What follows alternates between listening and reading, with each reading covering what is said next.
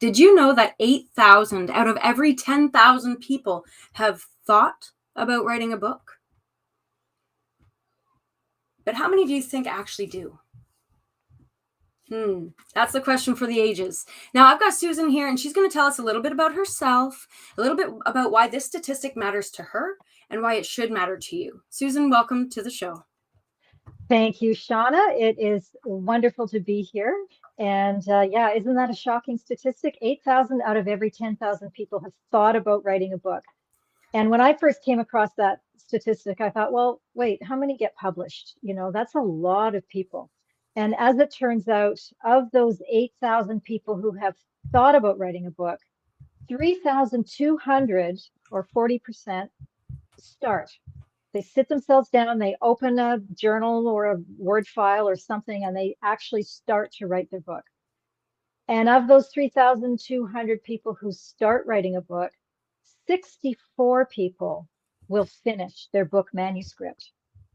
And that's a real achievement. It takes a lot of dedication to finish a book manuscript, but it's not really a book until it gets published. And so out of those 64 people who finish a book manuscript, 8 go on to get published. And why I care about that is I think that that is a real tragedy. There are so many amazing stories out there. We all have stories. And to think that only 8 people out of 8,000 people who thought about writing a book, only 8 go on to get published. I think that's a really, really sad thing. And I'm a book coach and an editor. I help people take their books from the idea stage all the way through to the point of publication. So I work as a coach and an editor. We work on the ideas, on the manuscript, on making sure that the messages are reflected properly, and especially for this podcast, particularly that it is a good marketing tool for your business, because our books are really an important way that we can confirm our brand, show credibility, and really serve the people that we're here to serve. So that's a little bit about me. That's amazing, Susan. Honestly, so just to let everybody know, I didn't know those statistics before Susan said them, and I just about fell off my chair. I'm not good at math, but 8 out of 8,000 people. That's kind of that. It's sad. It's exactly that. It's sad, especially when I know I have conversations every day. That's the whole point of marketing, is to start conversations. Yeah. And I know there's so much wealth housed in every person I've had a conversation with. And to think that 8,000 out of every 10,000 have thought, yeah, you know what, I could really write a book. But then they just don't. And they don't, because it's a lot of work. Like it's not an easy thing to write a book. And I'm the other thing that I kind of beat the drum about a little bit is there are a lot of organizations and individuals out there that will try and convince people, oh, well, heck, you can write a book in a weekend. Yeah, get that book done, get it up on Amazon. You'll be an Amazon bestseller. You'll make millions of dollars with your book. And I've written 5 traditionally published books. I write fiction and nonfiction. I'm working on my 6th book now. And I got to tell you, as a professional writer and editor, I don't think I would want to read a book that I would write in a weekend, like even in a month. It takes a lot of introspection and organization to write an excellent book that will support your reputation and enhance your credibility and serve the people that you're here to serve. It's not just an easy thing that you dash off in a heartbeat. So I feel that it's really important that people understand that, yes, you can do it, and you can do a great job, and it might not be something you do overnight. So there's a lot of dedication that is required of this deep job of writing an excellent book. Excellence takes time in anything. Excellence takes time. So here's your thing, like that, put it on your wall, mount it to your wall. Excellence takes time. And this is applicable across the board. Now, I have 3 things that I kind of pulled out of what you said there. Sure. The first thing I want to honor is the fact that you are calling out misleading marketing, because those people who are saying, "Oh, write a book in a day or a week or whatever that looks like," that is very misleading, because it lacks the integrity that comes with creating quality content. That's the second thing that I wanted to pull out, is because we actually just had this conversation off the air where it was like, there's a lot of really crappy content out in the world right now, and we are thirsty for quality content. We really want to consume something worthwhile, something that will make an impact on us and empower us to make an impact on others. but it's lacking. And this misleading marketing about writing a book in a short period of time is leading to just more of the nonsense. We don't want that. Another thing that you mentioned was about how hard it is. Like it's not easy. It's not for the faint of heart, but it doesn't need to be difficult. You don't need to be scared of it. It doesn't need to be untangible. And this is another thing that I found was really valuable, is the way that you create a space that makes it tangible, within reach for your clients. And I wanted to ask you to kind of dive into that, and how you've kind of created this sort of metaphor for the wealth of authorship for within the construct of bridges, I believe it Yeah. is. Can you Yeah. dive into Oh, that? yeah. I love that. Yeah. So uh, going back to how hard it is, to write a book, to write a good book. I mean, I could Mm. go to AI and formulate generate a book in, well, it might take 2 minutes, but in no time at all. That's not a really good book. And it is not a book that leans on these bridges that I think we're building as we're writing a book. When I'm a professional writer by trade, I have had fabulous jobs in national and international organizations where writers are paid to write, in marketing, government communications, corporate communications, and journalism. And when I sat down to write my first book, I thought, oh, people have been telling me I'm a pretty good writer for over a decade now. How hard can this be? I'll sit myself down. I was pregnant with my son at the time. He's no baby anymore, but I thought 9 months, write the book, get the baby, off we go. I'll start marketing it and I'll get on to that next book. Well, that didn't happen. I like that dream though. Isn't that lovely? Well, the baby was done in 9 months, but the book took 13 years. And a big part of that was mindset, heart set. There was a lot of imposter syndrome going on in me, the self-doubt. I didn't know how to write a book. I didn't know what I was doing. We moved. I had a busy family, 5 children and stepchildren were fluttering around my energy. And so, there were a lot of reasons why not to do it. And what I didn't know at the time that I've since come to realize, now that I've written a bunch of books and I've helped, I don't even know how many people write their books. I've come to realize that there are these three bridges that we're building as we are writing our books. And the first bridge is that we're bridging to deeper dimensions of who we are as human beings. That writing a book is an evolutionary process if you give yourself the chance to do it well. And if you take that time to think about your book, to feel into the book. Some of my clients download their book. They really access their higher levels, and divinity doesn't have a clock on it, like it's like that there's a percolation that happens in the process of writing that book, and it does bridge us to more of our deeper truths, because I feel that as authors, that's what we're doing, is we're serving our readers with the truth as we know it. And that comes through our stories and it comes through our wisdom and all the rest of it. But unless you've built that bridge to the deeper dimensions of who you are, you can't offer that to your readers. It's just not there. So that's that first bridge, is to deeper And dimensions of who that's we are. and that's hard on its own. And we're talking about multiple bridges. That introspection can feel really scary. I mean, I'm in the process. If people have been following along, you know that I'm in the process of writing my own book, and I'm I'm in the baby stages. I mean, it's outlined, I'm fleshing it out, I'm writing my stories, I'm connecting my stories. And as I'm doing that, and like I wouldn't say that I've passed this first bridge completely yet. And it's already making me like tear up. So like it's emotionally difficult. Yeah, You need to be willing to be open. you really do. And that's I, this is just my experience unto you as the audience, unto you as the coach. Breathe deeply and power through. It's worth it. it's so normal to Shauna, to feel emotional when you're writing a book. And I think that's one of the reasons it can take people a long time to get through the project, that they're feeling a lot. Like, I mean, I'm working on my sixth book now, and it's a book about how to write a quality book, how to write a transformational book. And through that, I'm weaving my own personal story of that 13-year first book that I worked on. And that during that period, my husband at the time, he got cancer and he died. And so, in my process of writing my first book, there was a lot of emotional trauma that was going on. And even now, as I'm writing it, there are moments when I do get quite choked up about some of the things that I am reliving through the process of writing the book. But you know what? I am processing it as I am dealing with it as well. I've done a mountain of work on myself, done a lot of spiritual work, a lot of personal development work, and all the rest of it. And there are always more layers for us available in it. And just in that brief share that you just gave, like my when you tell a quality story, you can feel it.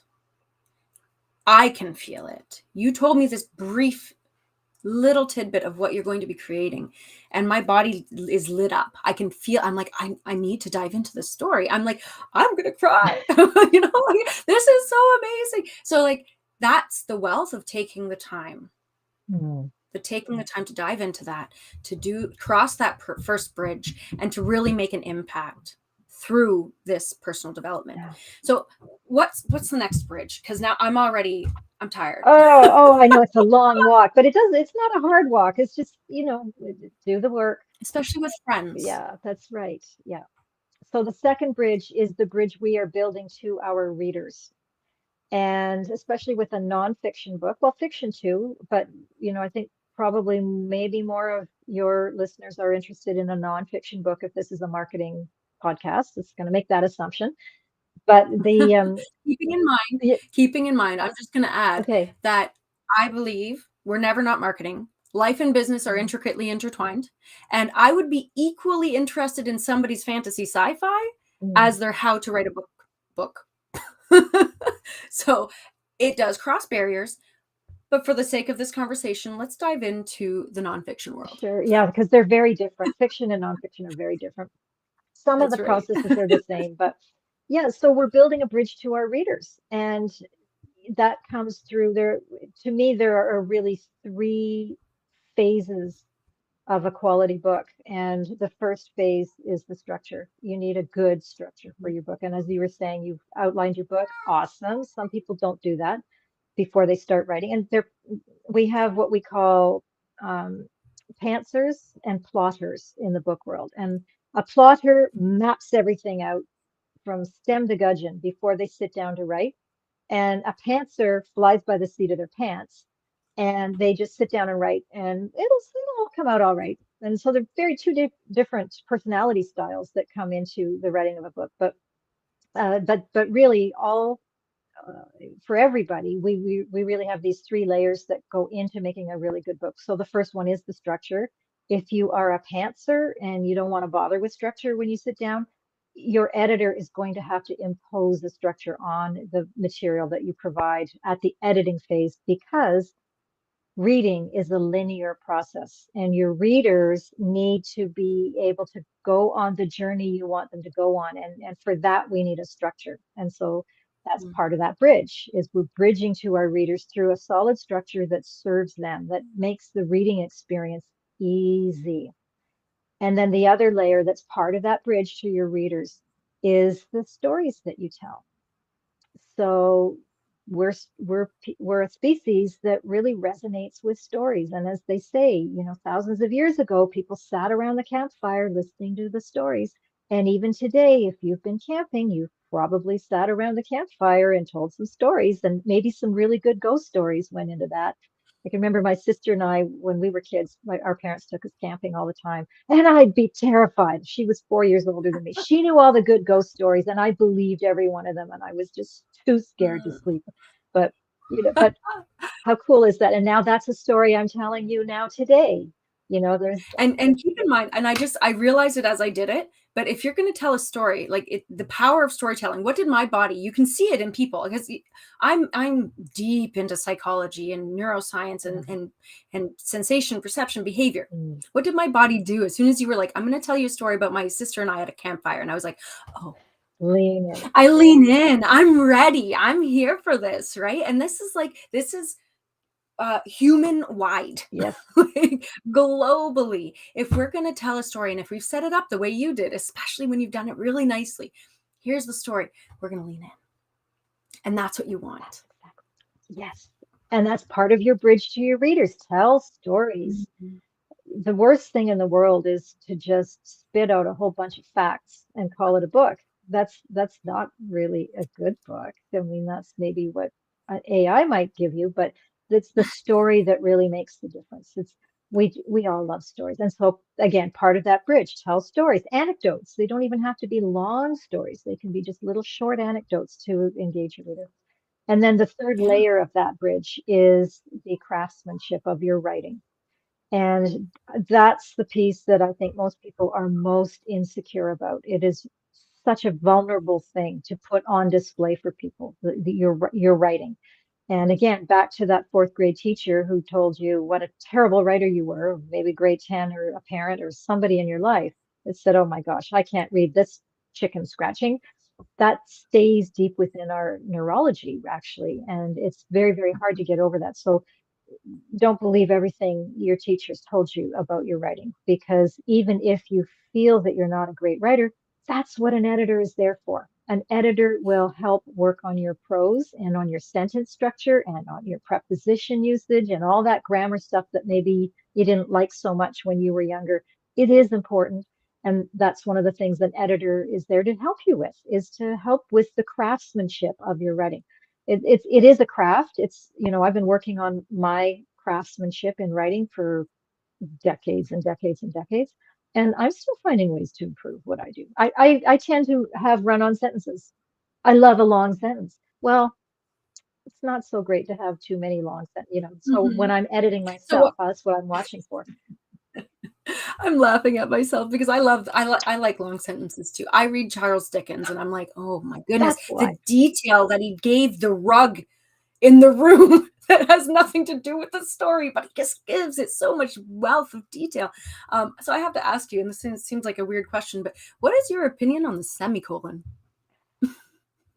In what, like, do I like it or not? Like, Yeah, yeah, yeah. love it. I know it sounds like a silly Yeah, question. I love the I love the semicolon. It semicolon. has Yeah, so much I power use it a lot. of Yeah, it's the like you pause. think pe- people love a period. They want the short sentences, but these two short sentences are so much more powerful when you've connected them, and you can't connect them with a period because that's a divider.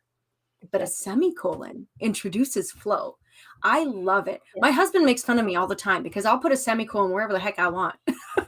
Well, And it's just there's beautiful. a I better mean, place I than a know worse that place, but yeah. that's right. You can use it with more power in some places than others, but I do love it. And some people just have a vendetta against them. So I just wanted to Wow. know from a good editor, what's the power of a Yeah, semicolon? You I got it. love it. You love it Okay, too. so do So you want I'm to not know how to do crazy. you want to know how to start a fight among a bunch of editors? Like usually I'm editors ready to start a editors fight. typically are pretty introverted, mild-mannered people and wonderful people. And but if you want to see an editor get riled up, throw the idea of the Oxford comma, or sometimes called the serial comma, into a Yes. conversation. And the serial comma is like when you have, I went to the store and I bought bread, butter, and milk. So we put a Mhm, comma after bread. The serial comma is, if you put it after butter, that's Oxford mhm. comma, serial comma, and milk. So there are editors who absolutely say, no way that comma should be there. That is horrible. And editors that go, are you kidding? You leave that out of there? No, so if you want to start a big fight between editors, just throw that into the mix. That the And question I of, wanna I love this. I love this so much. Like this is a conversation I genuinely have regularly, okay? And this is the level of geek I function, guys. you're my kind of gal, Shauna. I love it. It's so fun. So, I used to be like a full on you must use the Oxford comma for legal reasons. Because if you don't, if you were writing a will and you wrote, my children are Adeline, Joni, and Gordon. If I wrote that $1,000 upon my death went to Adeline, Joni, and Gordon without the Oxford comma, it would be Adeline gets 5,000 or 500, Joni and Gordon get another 500. With the Oxford comma, each of them get whatever 333, whatever it is, Yeah. right? They get it split Yes. because that's the power of that. But then in colloquial written language, if you're talking about bread, milk, and eggs, it doesn't matter that much because milk and eggs, they automatically are separated. So it's really a fluid concept It is. that is only important in certain contexts. And it's different culturally too. Like in England, they don't tend to use the Oxford comma as much as we do in Canada. I think as long as you're consistent with your usage, that every time, like if you use it once in your book manuscript, use it every single time, rather than Mm. yes sometimes and no sometimes. That's the important thing to me. So, I feel like I would have like an asterisk and I would explain I'm using it this way because in this context we're talking about some sort of legal affair because or I'm a something. I marketing don't rebel. know. Right, right. I just like listen, I'm gonna go my own way. Anyway, Yep, sorry, that awesome. was just a beautiful little Yeah, segue. Um love language. that was so that's the third that or sorry, This that's is, the second bridge. yes, the bridge But I period. believe there are three. There is a third bridge, and the third bridge, as I see it, is the bridge to your future. And Ooh. once you become a published author of a quality book, you are changing the trajectory of your entire life. And just as some examples, I have done traveling that I never would have done if I were not a published author. I have had speaking engagements fall into my lap where the only question they asked was, well, is she a published author? Yep. Okay, she's in. That was easy. You know, I've met people that I never would have met. I've built a business that I couldn't have built otherwise. Like it is the key to an amazing, unforeseen future. And it's so difficult when you're sitting in that chair for the first time, sitting down to write your book. You have no idea what you're doing. There's a lot of vulnerability. You kind of think you want to do some speaking, maybe, and you know, maybe do a TEDx talk, maybe do a bunch of stuff with your life, with your business. Well, writing that book and having it an acclaimed book, a positive book, one that says good things about you and your wisdom, that changes the whole game. It's a game changer, and that's the bridge that you're building as you're writing your book, is that bridge to a different trajectory for yourself. And that is so exciting. It is just so exciting to see what happens after my clients publish their books. I was speaking with a client just the other day, and he's a therapist, and he was working up north in Attawapiskat in a community where there were a lot of very, very traumatic things that were going on. And he loved his job. He's such a kind, loving, amazing human being. Well, after the book came out, he was actually then hired on to be national coordinator for a very leading organization that's in the helping profession. So it was like, okay, and it's not that he was unhappy where he was, but it's just this opportunity. Just I don't want to say it fell into his lap, but part of what made that possible was the fact that he had this credibility of a very powerful book that talked about very important things. So It opened the it door. opened a Opened the door huge to door, and that's opportunity. just one story. I could, you know, sit here for a long time and talk about that stuff, but I just No talked to him kidding. last week, so it's really fresh in my mind. Yeah, no, and that's beautiful, and I wanna celebrate him because that's amazing Mhm. to be able to open that door and to step through it. Because sometimes that can be a hard part too. It's like, "Oh, this has opened so many doors now, it's okay, I've written my book, I'm fine." And that's okay too, if that's your intention. Yeah, But once the doors are opened, like taking the next step to have the courage to step through it, imagine the next level impact that you can have on the world. yeah.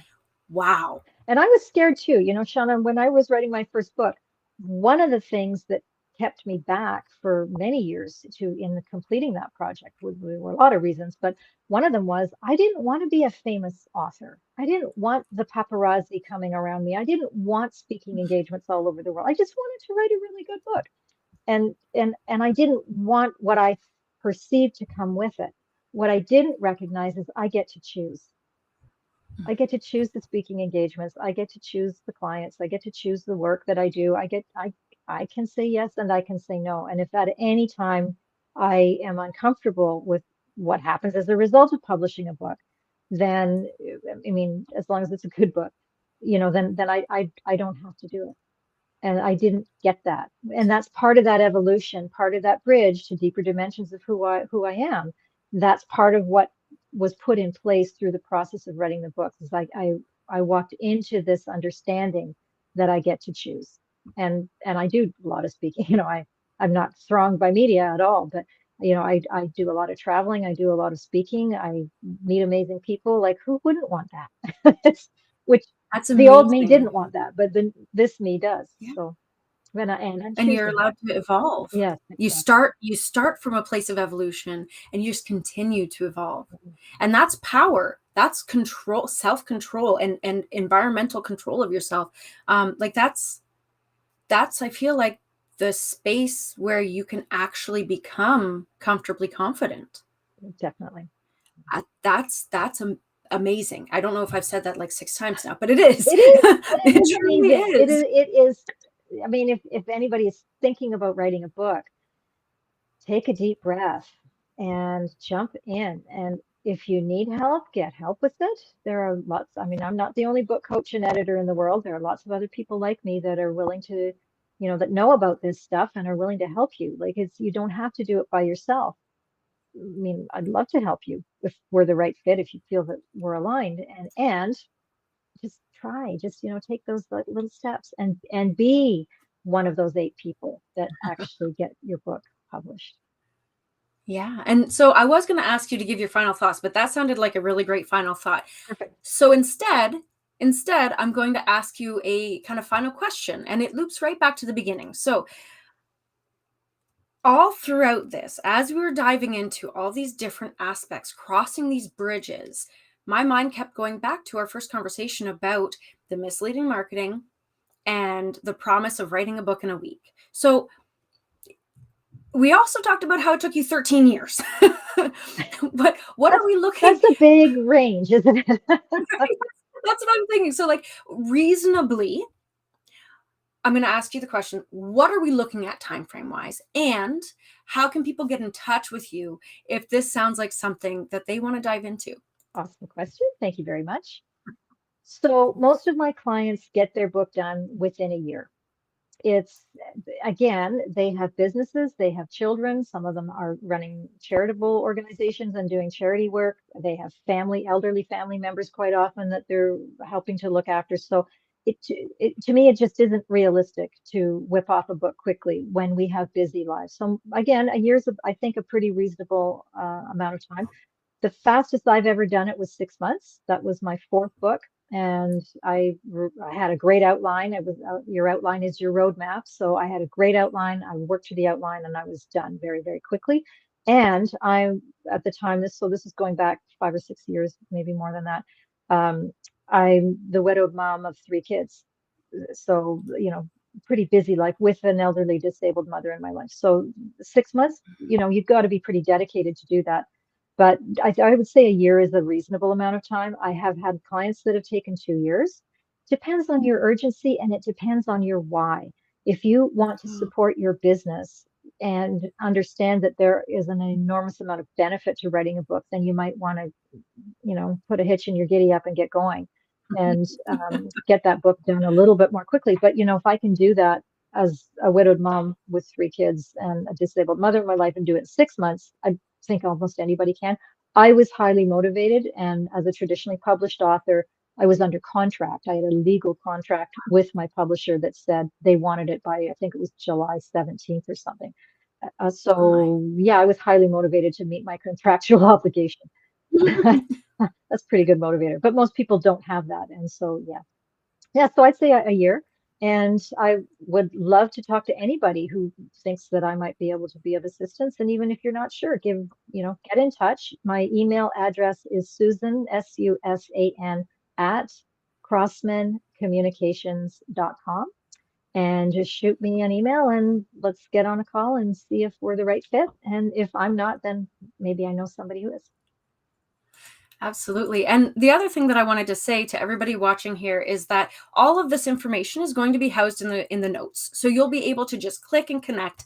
And I encourage you to do so. This conversation is just the tip of the iceberg. When we first met, the list was long of what we could talk about, and we just barely scraped the surface. So I strongly connect you. Reach out to Susan, start the conversation, because her community is rich. And with that, we're going to have more people coming on here to have similar types of conversations. So you're not going to want to miss the next episode as well. Make sure that you subscribe so that you can catch our weekly, 2 times a week usually, episodes of Marketing Rebels, Breaking Business Barriers. Thanks again for joining us.